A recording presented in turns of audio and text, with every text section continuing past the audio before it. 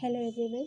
Today we will study in this video a new chapter of our history, chapter of Ashoka the Emperor who gave up war.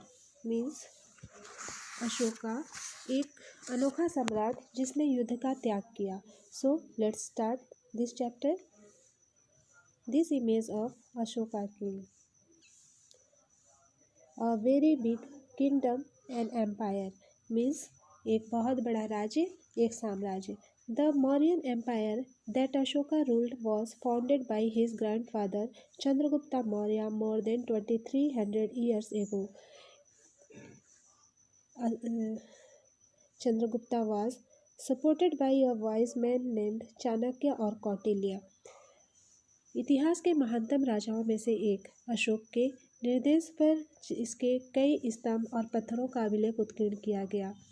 इनके बारे में हम जाने उससे पहले यह जानने की कोशिश करेंगे कि सम्राट अशोक जो है अपने साम्राज्य पर शासन करते थे और उनकी स्थापना उनके दादा चंद्रगुप्त मौर्य ने लगभग 2300 साल पहले की थी. जो मौर्य साम्राज्य है उसकी स्थापना सम्राट अशोक के दादा थे चंद्रगुप्त मौर्य, उन्होंने की थी. और चंद्रगुप्त मौर्य जो थे वो बहुत ही महान शासक थे और अशोक जो थे उनके पोते थे. चंद्रगुप्त मौर्य जो थे चाणक्य या कौटिल्य नाम के एक बुद्धिमान व्यक्ति ने चंद्रगुप्त की सहायता की थी. और चाणक्य ने कई विचार थे हमें अर्थशास्त्र नाम की किताब में चाणक्य के विचार हमें मिलते हैं. There were several cities in the empire which included the capital Patliputra, Taxila and Ujjain. Taxila was a gateway to the northwest, including Central Asia, while Ujjain lay on the route from north to South India.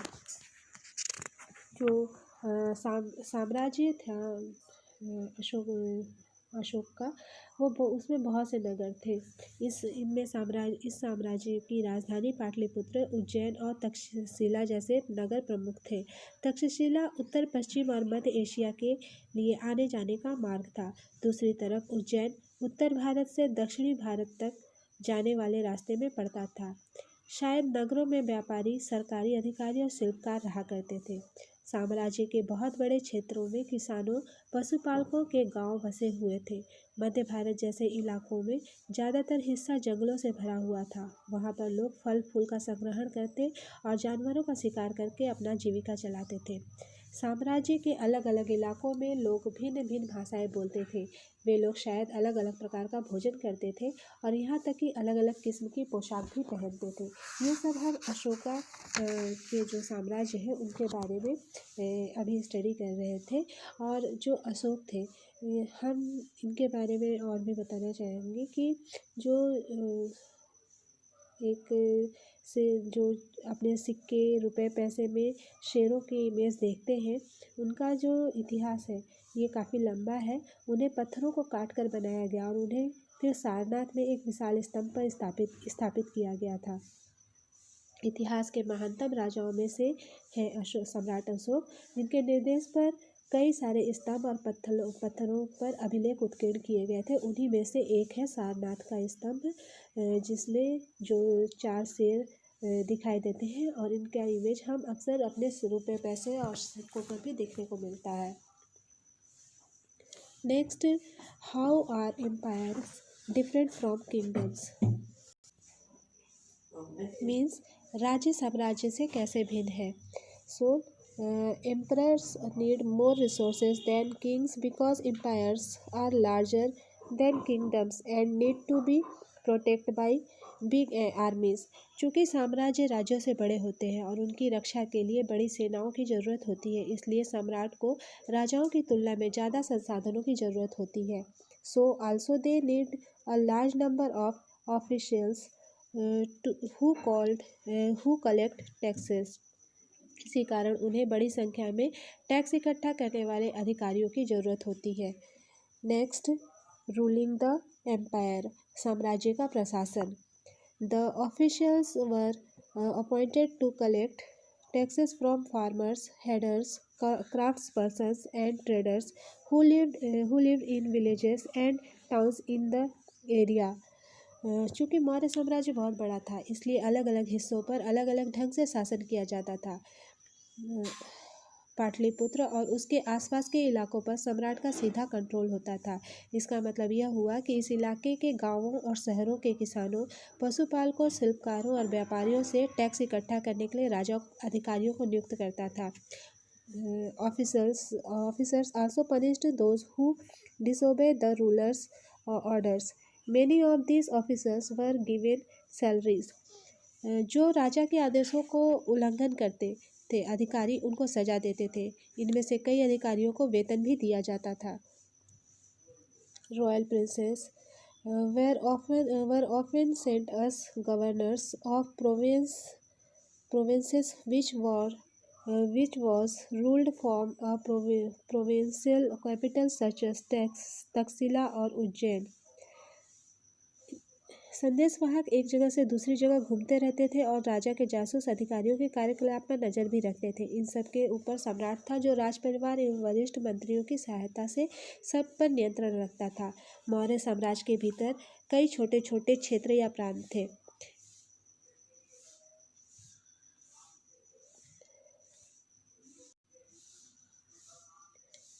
इन पर तक्षशिला या उज्जैनी जैसी प्रांतीय राजधानियों से शासन किया जाता था। कुछ हद तक पाटलिपुत्र से इन क्षेत्रों पर कंट्रोल रखा जाता था और अक्सर राजकुमारों को वहां का राज्यपाल बनाकर रखा जाता था। लेकिन ऐसा लगता है कि इन जगहों पर स्थानीय परंपराओं और नियमों को ही माना जाता था।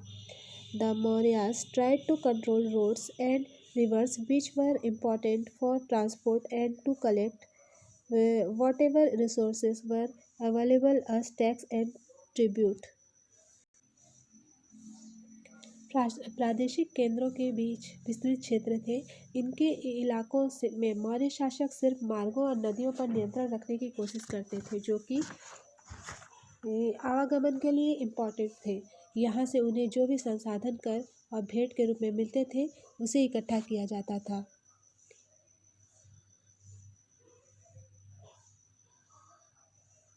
People of Fosset regions were more or less independent, but may have been expected to provide elephants, timber, honey, and wax to Mauryan officials. यहाँ से उन्हें जो भी संसाधन या रिसोर्सेस मिलता, उनसे भेंट के रूप में मिलते थे और उसे इकट्ठा किया जाता था। एग्जाम्पल के लिए जो चाणक्य ने अर्थशास्त्र बुक लिखा है, उसमें यह है कि उत्तर पश्चिम कंबल के लिए और दक्षिण भारत सोने और कीमती पत्थरों के लिए प्रसिद्ध था। पॉसिबल है कि संसाधन नजराने के रूप में इकट्ठा किए जाते थे और अंत में जंगल वाले इलाके आते थे।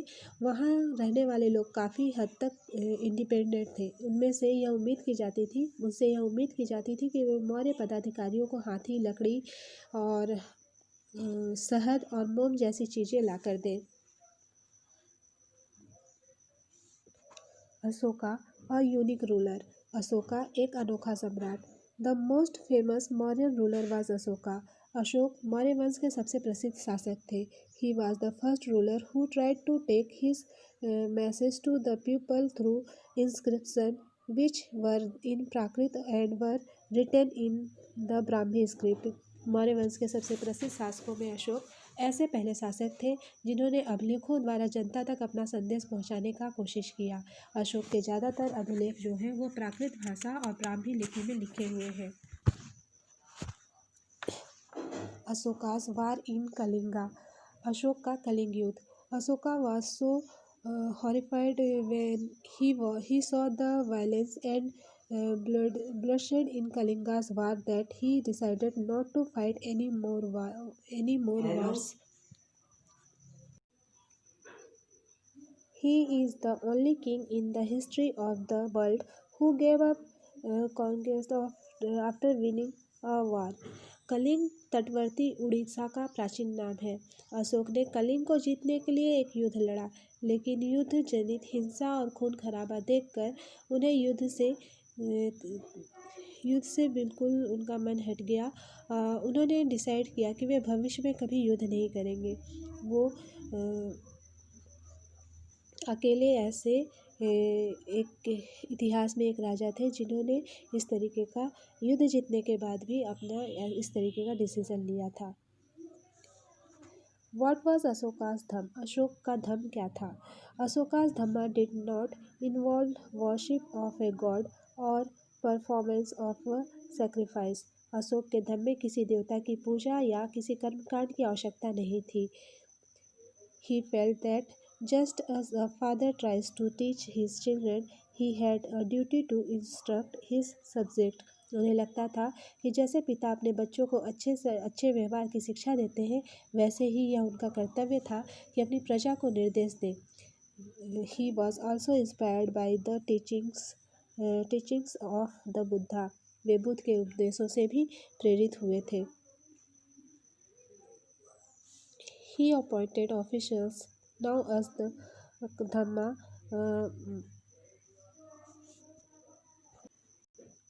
Mahamata who went from place to place teaching people about Dhamma. Ashoka also sent messengers to spread ideas about Dhamma to other lands such as Syria, Egypt, Greece and Sri Lanka. ऐसी कई समस्याएं थी जिनके लिए उनमें संवेदना थी। उनके साम्राज्य में अलग अलग धर्म को मानने वाले लोग थे और इससे कई बार टकराव पैदा हो जाता था। जानवरों की भी बलि चढ़ाई जाती थी। दासों और नौकरों के साथ क्रूर व्यवहार किया जाता था।